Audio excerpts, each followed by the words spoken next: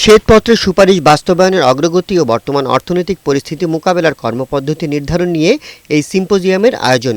বঙ্গবন্ধু আন্তর্জাতিক সম্মেলন কেন্দ্রে শ্বেতপত্র প্রণয়ন কমিটি এই আয়োজন করে এসডিজি বাস্তবায়ন নাগরিক প্ল্যাটফর্মের সহযোগিতায়। সিম্পোজিয়ামে বক্তব্য রাখেন অর্থনীতিবিদ, রাজনৈতিক ও সরকারের উচ্চ পর্যায়ের ব্যক্তিরা।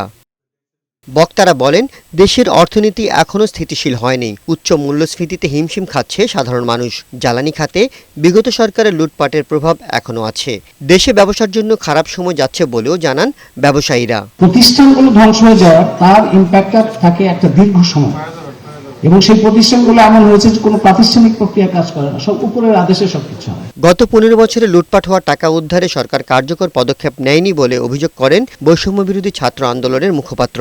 গত 15 বছরে বাংলাদেশে আমরা যে উন্নয়নের গালগল্প শুনেছি, সেটা যে আসলে ভিতর থেকে কতটা ফাঁপা, এবং আমাদের সাধারণ মানুষের জীবনকে কিন্তু দিন দিন এটা সংস্কৃত করে, মানে বাংলাদেশ যে একটা মিডল ইনকাম কান্ট্রিতে পরিণত হয়েছে, কিন্তু বেশিরভাগ মানুষের জীবন কিন্তু এখন একটা লোয়ার ইনকাম কান্ট্রির মতো রয়ে গেছে। সংকট সমাধানে অর্থনৈতিক সংস্কারে সরকারকে আরো জোর দেওয়ার তাগিদ দেন শ্বেতপত্র প্রণয়ন কমিটির প্রধান। সরকারি ব্যয়ের ক্ষেত্রে আগামী বাজেটের ভিতরে রাজস্ব ব্যয় কি দাঁড়াবে, সেখানে ভর্তুকির পরিস্থিতি কি দাঁড়াবে, ওই ভর্তুকির কে কত পাবে, কারণ সরকারের যদি ব্যয় সংকোচন করতে হয় সে আলোচনা আমরা কিন্তু সেইভাবে দেখলাম না।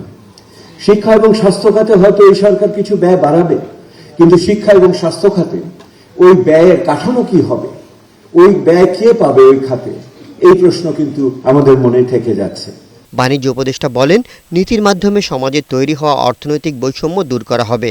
বিডা চেয়ারম্যান জানান, সরকারি ইকোনমিক জোন নিয়ে আর মিথ্যা গল্প বলা হবে না। আমরা মেকশিওর করব যে 5টাতে আমরা গ্যাস, ইলেকট্রিসিটি, পানি, রোড ইনফ্রাস্ট্রাকচার এই সবগুলাকে ইনভেস্টরদেরকে প্রোভাইড করতে পারি। এতটুকু করতে পারলে আসলে প্রাইভেট সেক্টর তাদের মতো করে জায়গা করে নেবে না। আমরা এটাকে 125 টাকা 30 টাকা করে 1 কোটি লোকের জায়গায় 1.5 কোটি লোক বা 2 কোটি লোকের প্রসারিত করব।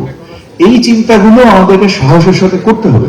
টিসিবির প্রকৃত সুবিধাভোগীর সংখ্যা বাড়ানো যায় কিনা তা নিয়ে চিন্তা চলছে বলেও জানান উপদেষ্টা। এস এম সুমন, বৈশাখী সংবাদ, ঢাকা।